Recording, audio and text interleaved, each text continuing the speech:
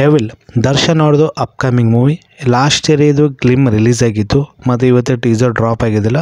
ಮುಟ್ಟ ಚೇಂಜಸ್ ಅದ. ಇದು ರೀಶೂಟ್ ಮಾಡ್ರೆ ಅದು ಕಾಣ್ತದೆ ನಮಗೂ, ಯಾಕಂದ್ರೆ ಅದು ಗ್ಲಿಮ್ಗೂ ಇವತ್ತು ಟೀಸರ್ಗೂ ಮುಟ್ಟ ಚೇಂಜಸ್ ಅದ.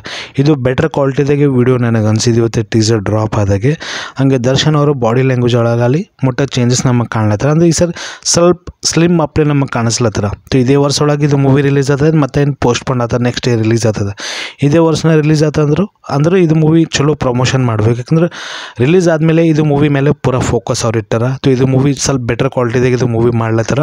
ಆ ಗ್ರ್ಯಾಂಡ್ ಲೆವೆಲ್ದಾಗ ಮೂವಿ ಪ್ರಮೋಷನ್ ಮಾಡ್ತದೆ, ಅದು ಪಾಯಿಂಟ್ ನಮಗೆ ಕಾಣ್ತದೆ. ಇದು ಮೂವಿ ಪ್ಯಾನ್ ಇಂಡಿಯಾ ರಿಲೀಸ್ ಆಗ್ತದೆ, ಕನ್ನಡದಾಗೆ ಜಸ್ಟ್ ರಿಲೀಸ್ ಆಗ್ತದೆ. ಈಗ ಅಂತಕ ಜಾಸ್ತಿ ಏನು ರಿವೀಲ್ ಆಗಿಲ್ಲ story ಅಂತಕ.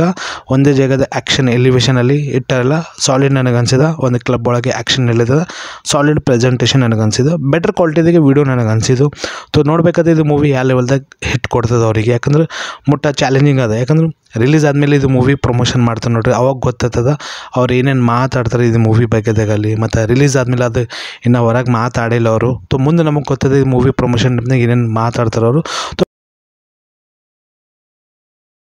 Okay, next year release ಆಗ್ತದೆ, ಇದೇ ವರ್ಷ ಒಳಗೆ ರಿಲೀಸ್ ಆಗ್ತದೆ, ಮುಂದೆ ನಮಗೆ ಗೊತ್ತದೆ.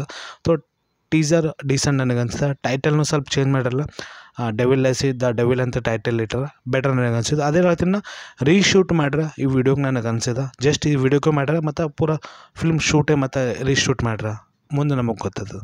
ಟೇಕ್ ಕೇರ್, ಏನು ಬೈ ಬೈ.